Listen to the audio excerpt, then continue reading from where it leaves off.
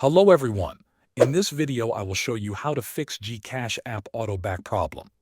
The first thing you should do is close the app completely. Open your recent apps list and remove the GCash app from the background.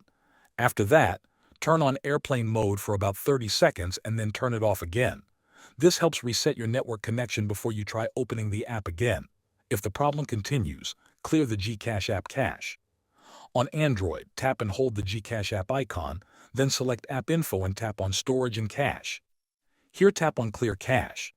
This removes temporary files that may be causing the app to behave incorrectly. Another important fix is disabling developer options.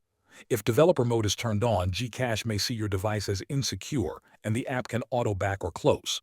Go to your phone settings, then System and search for developer options and turn it off.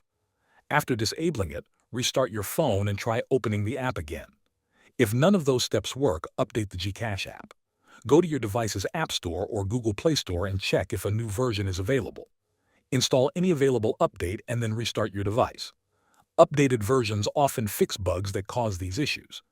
If the problem still continues, uninstall the GCash app and reinstall it. This gives the app a fresh installation and removes anything that might be causing the issue. Thanks for watching.